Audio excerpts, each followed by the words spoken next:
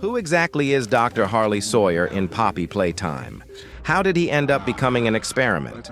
Did you know that Dr. Harley Sawyer's timeline actually proves that Elliot Ludwig is the prototype? But how? What's his complete story? This video has everything you need to know about Dr. Harley Sawyer. And trust me, it's going to be a very interesting ride. It's packed with shocking secrets and insane details you've probably never heard before. So let's not waste any more time. Let's go all the way back to where it all began. Back when Harley Sawyer was just a young boy, he got selected for something really special. A program called the Young Geniuses Program, led by none other than Elliot Ludwig, the founder of Playtime Co. This was no ordinary science program. It was a place where brilliant young minds came together to explore ideas, experiment, and push boundaries, all guided by Elliot himself during the early days of the company. Among all the children there, one stood out more than anyone else, and that was Harley. His intelligence, confidence, and dedication instantly caught Elliot's attention. They began working together more frequently, and over time, their bond grew strong. It wasn't just about science anymore. They shared a deep connection, like teacher and student, almost like family. To Elliot, Harley was exactly the kind of person this entire program was designed for. But as the work continued, Elliot began to notice something about Harley that he couldn't ignore. While the other kids were curious and excited to learn, Harley was different. He didn't care about making friends, rarely showed emotion, and seemed focused only on results. It became clear that Harley wasn't driven by the idea of helping people through science. To him, progress was everything, no matter the cost. Elliot tried to guide him, hoping Harley would begin to see things differently. But Harley didn't take it well.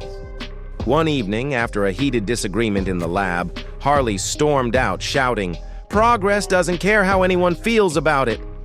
That was the moment Elliot knew something had to change. With a heavy heart, Elliot made a difficult decision. He removed Harley from the program.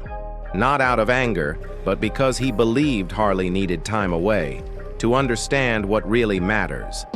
Elliot hoped that one day, Harley would realize that true progress isn't just about pushing forward. It's about knowing why you're doing it and who it's for. But things didn't go the way Elliot actually expected. In the Chapter 4 ARG, we see torn and charred science papers, and written on them are chilling messages. He took everything. I thought you cared. Nobody cares.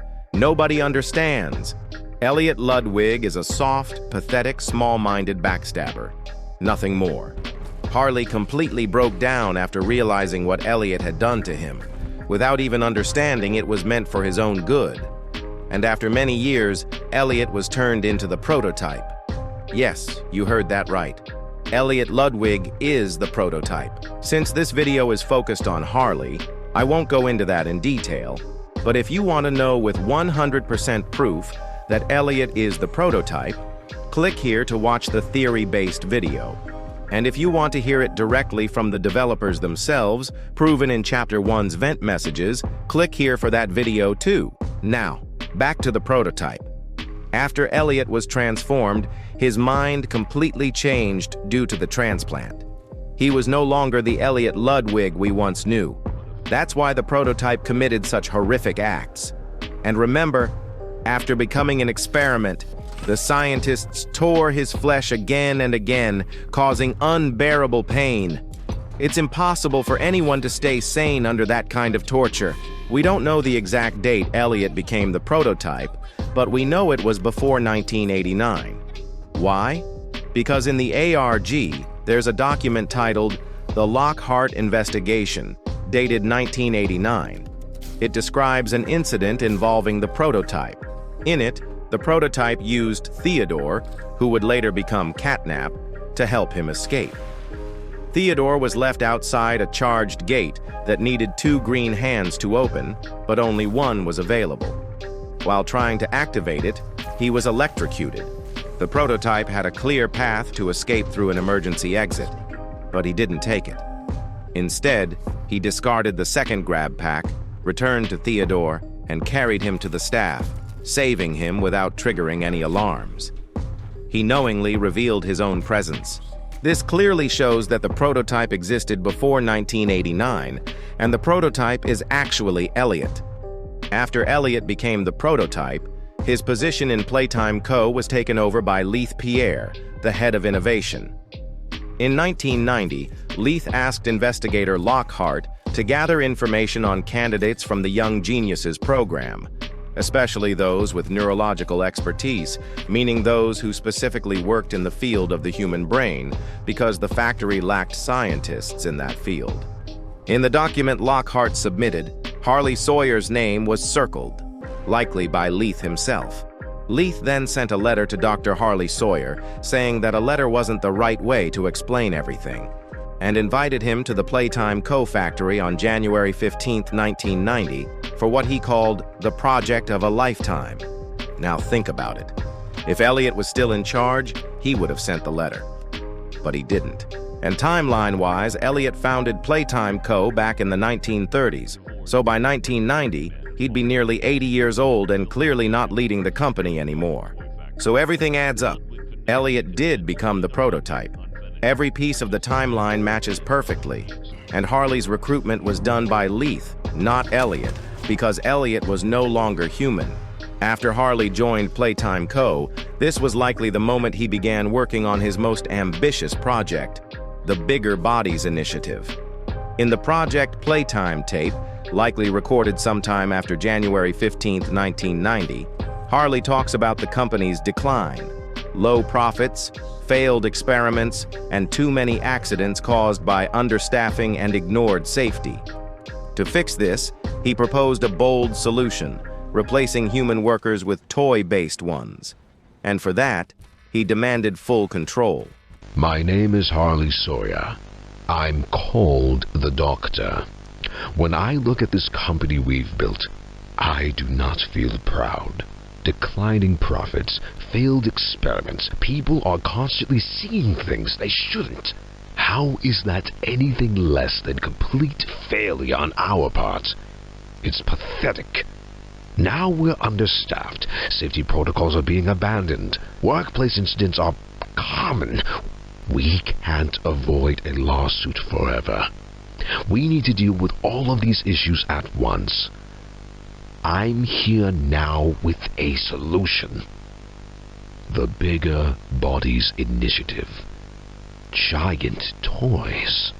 We can increase our workforce and simultaneously decrease the number of lawsuits and people on our payroll if the people we have working aren't people. Put me in charge of it, and I will save this company. We also get insight into the early experiments. Experiment 1015 showed almost no brain activity and was a complete failure. Then came Experiment 1026, which only lived for 45 minutes, with just 3 minutes of brief consciousness before dying. But things changed with the next test, what Harley proudly called the first success of the Bigger Bodies Initiative. Experiment 1160, also known as Boxy Boo. Harley claimed they no longer needed to use normal-sized humans. 1160 proved they could build much larger test subjects. He believed if they kept improving the process, they could create more giant toys, keep investors like Leith Pierre happy, and continue his own vision. Harley was extremely excited about this new direction, and after that, many more experiments followed, like Pianosaurus, Yarnaby, Kissy Missy, Burnt Toast, and Cracked Egg. Hey, you crispy noodles! Oh my God! I thought my heart just blasted for a second. What even happened? Hey, you burnt bite! Why are you saying our names like that? Yeah, how dare you! Because both you fools always burn and crack up around here. Yeah, this cracked egg always explodes without even warning anyone. Oh, really? So you always inform people before you burn? Yes, I call everyone. I even called you when you were launching your epic cracked machine down, but you ignored my call. Bro, I was about to crash, and you got zapped in one shot and started smoking like toast. If I had cracked there, you would have become a toasted omelet. So be thankful. Okay, so one's a cracked omelet and the other is an informing toast. That's enough. So guys, From this toasted omelet battle, I hope you now clearly get it. Burnt toast is catnap and cracked egg is Huggy. Anyway, let's continue. So Harley was progressing more and more after every experiment. So guys, in the ARG, there's a document that's very important, where a worker says, "If you put a single pickle in Harley's lunch, he'll eat you until you run to the bathroom." In a VHS tape from Chapter 4, a scientist says it's a toasted idea for Kevin Barnes to be part of Project Doughy. But he was forced to join because Harley's word is toasted. I mean, it's law. Review the suitability of one Kevin Barnes in relation to Project Doughy. The neural abnormalities noted in Dr. Newman's report are detailed in connection to behavioral issues demonstrated within play care. Trouble getting along with others, aggressive and often confrontational social tendencies, and an otherwise combative nature clearly relay that Kevin is, put simply, a problem child. The subject excels in all physical tests. Reflexes, reaction time, and mental fortitude all tested well above average in game station examinations. So, in spite of said concerns, in Dr. Sawyer's eyes, Kevin is ideal for the project. If we're to create an experiment that can fulfill multiple assigned roles, we can't allow any single consciousness to throw the others off. Even a simple misregulation of emotions means we have 900 pounds of dough that can shift however it pleases and can turn on even those it trusts, simply because it was overwhelmed by a stray feeling. Regardless, Sawyer's word is law, and subjects 1322A and C are to be gathered for processing first thing tomorrow morning. Thus, all we can do is plan our safeguards accordingly. Yes, that's all we can do. So from all this, as we've seen earlier in the Young Geniuses program, Harley was there only for the sake of progress, not caring about others at all. And over time, his actions became extremely dangerous, and he stopped listening to anyone. There were so many bad incidents because of Harley, which made the head of Leith feel like it was frying under a pressure cooker.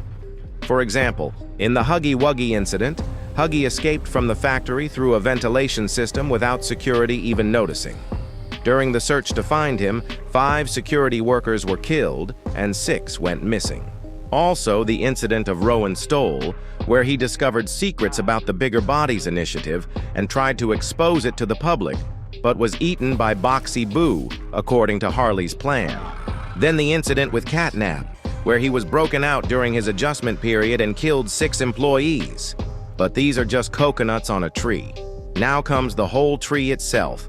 The incident that made Leith's head feel like it was roasting inside a cooker like smashed chicken.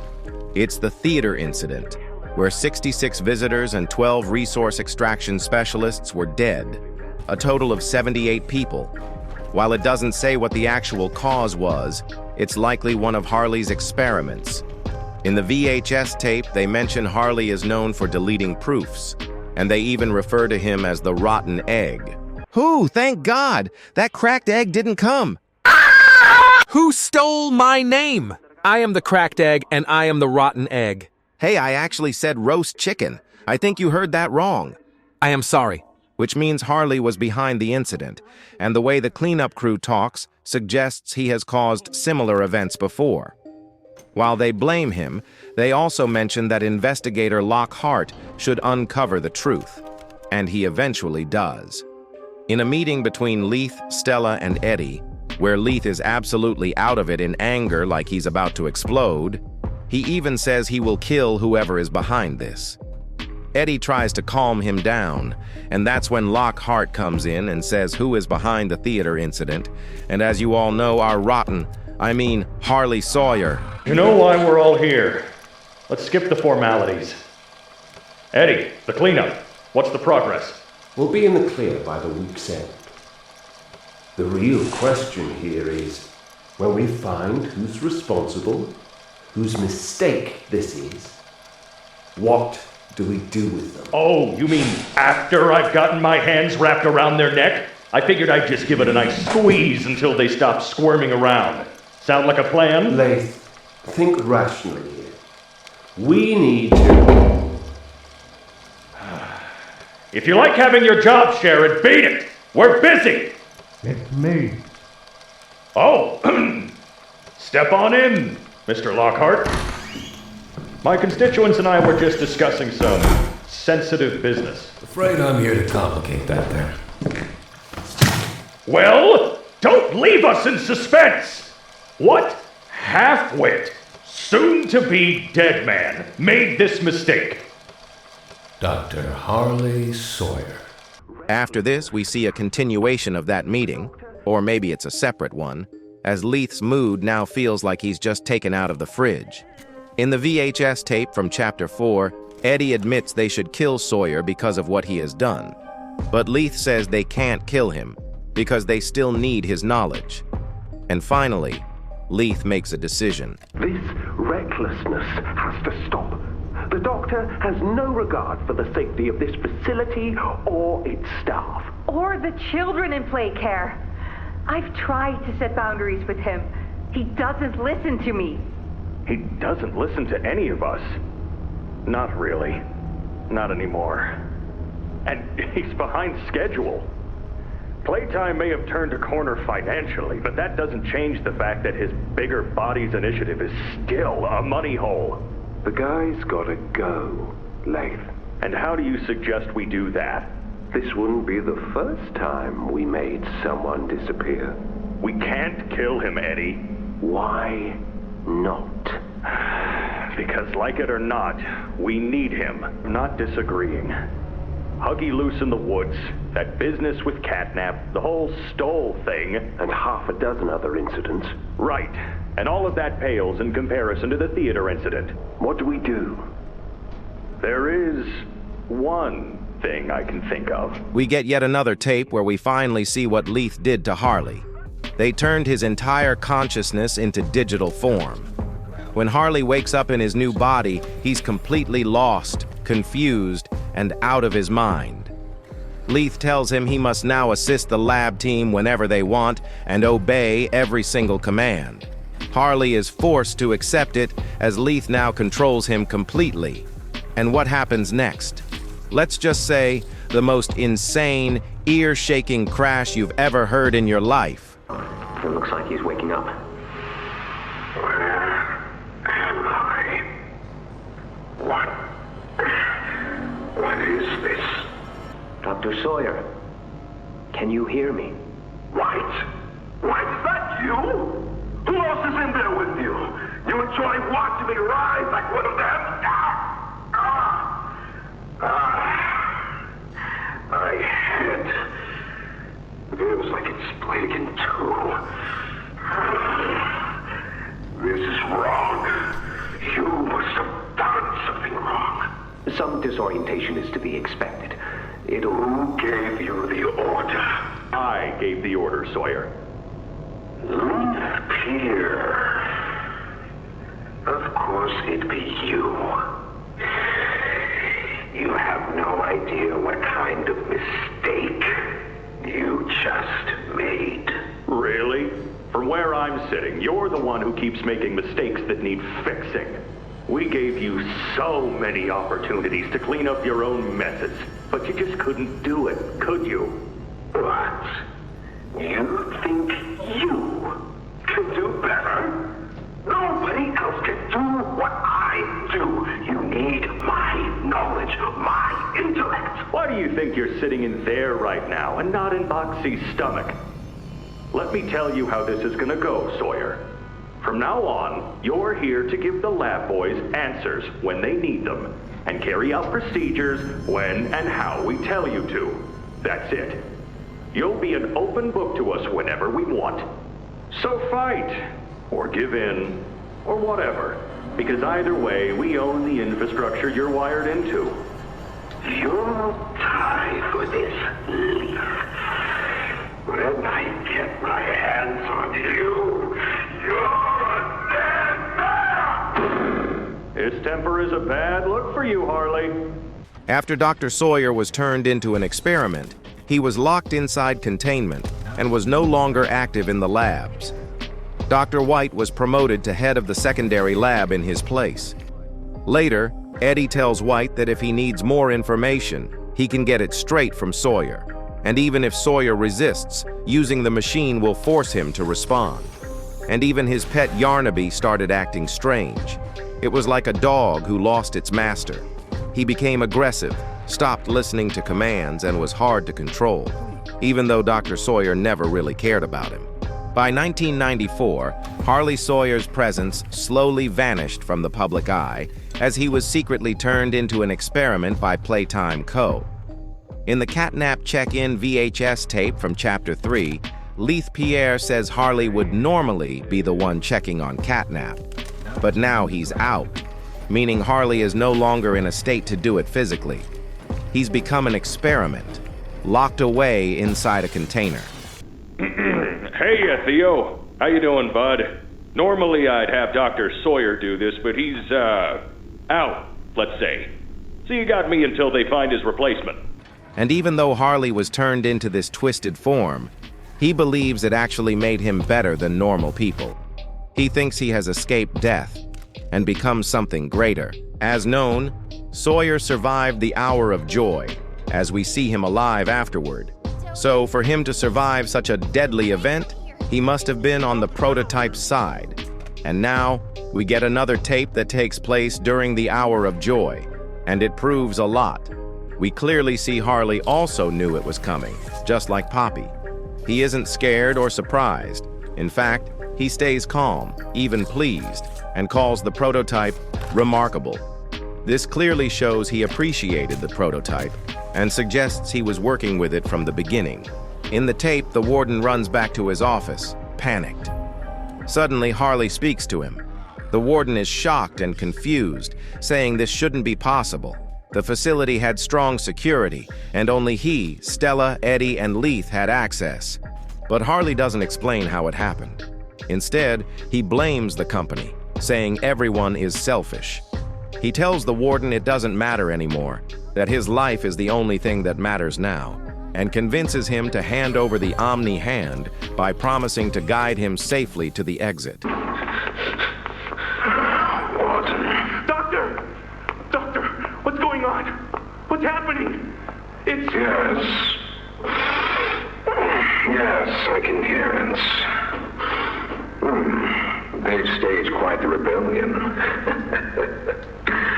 Remarkable. 1006. How could this happen? There's fail-safes, security measures. It's impossible. Personal agendas have long been the downfall of this company. Is it unreasonable to believe they were conspirators? Playtime is filled with vipers and backstabbers. But without executive access, how could anyone even get through? Leith, Stella, Eddie, only the four of us have that kind of clearance. Does any of that matter now? It's your life we have to protect. That is something you can do, Warden. I can help you. How? You're stuck in there. You can't... My body's here. Sure. But my mind... What? The Omni Hand. If you give it to me, I can get you anywhere. I'll have control over everything. I can shut some doors, open others. I can make you a pathway that leads right to the exit. I'm giving you the tool. Just get me out of here. Please. Of course. You've made a smart decision, Warden. I promise I'll get you out of here safe and sound. But come on, knowing Harley, he'll totally help the warden by firing at him until he reaches the exit. Yeah, right. He most likely won't help him at all, and only cares for himself. And by getting the Omni Hand, he gains full control over the factory. But even then, Sawyer was still alive, because the prototype allowed it. In the Time VHS tape, Harley tells the prototype that they need more time, or at least give him access to the labs to solve the problem. But the prototype refuses and orders him to stay where he is. He says Harley is only alive because he's still useful, and warns that if he's caught wasting time or planning something worse, he'll be killed. Your suggestions? To produce the results, Doctor. Have I made an error in allowing your survival? Of course not. We just need more time to perfect that. Time? Time is precisely what we do not have. Then I suggest you find some more. That will give me labs access. At least with the two of us. That is out of the question. You must report. You can't expect to do it on your own so quickly. The situation necessitates it be done quickly. I'm just giving you the facts. And the fact is, we need more time, or this isn't going to work. I can only be reactive up here. Then of what use are you? You know I'm still your best shot at cracking that secret. If I weren't, you would have already killed me. A sound observation. Yes, you have made yourself useful. Provide me more options. I will try again. Of course. But If you are stalling, or worse, remember, your usefulness is the only reason you were not stripped for meat and spare parts. So it's clear they were working together. And from the story so far video, it's obvious that Sawyer was watching us from the very beginning, ever since we entered the factory. Both he and the prototype are the ones who pushed us all the way down to the prison. Along the way, we faced many tests designed by Harley Sawyer, and after surviving them, we finally reached safe haven.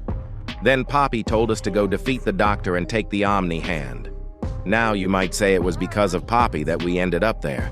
But don't forget Ollie, who is actually the prototype, was the one guiding Poppy the whole time.